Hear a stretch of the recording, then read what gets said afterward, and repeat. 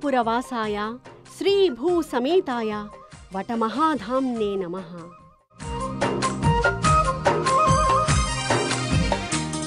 శ్రీవిల్లిపుత్తూర్.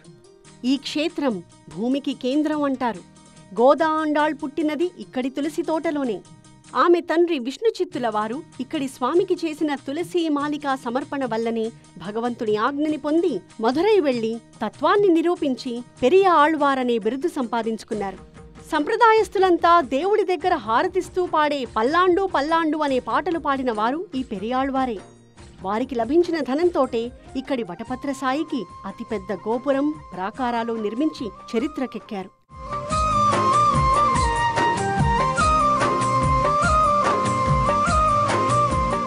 ఈ క్షేత్ర ప్రాంతాన్ని మల్లి అనే ఆమె పాలించేదట. ఆమె కుమారుడైన విల్లికి భగవంతుడు కనిపించి పుట్టలో ఉండే తనని పైకి తీసి ఆలయం కట్టించమన్నాడు. పాండ్యరాజుకి ఈ విషయం చెప్పి ఈ ఆలయాన్ని ఊరుని అంతా నిర్మింపజేశాడు విల్లి. అందుకే దీనికి విల్లిపుత్తూర్, విల్లి ద్వారా కొత్తగా ఏర్పడ్డ ఊరు అనే అర్థం వచ్చింది. ఆ తర్వాత గోదా రంగనాథులు ఇక్కడ వెలిసేసరికి ఆమె పుట్టినిల్లే కనుక ఆమెకే ప్రాధాన్యం పెరిగి శ్రీవిల్లిపుత్తూర్ అయింది.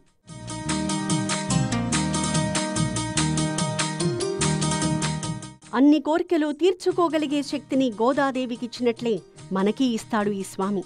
విశ్వాసంతో ప్రార్థిద్దాం.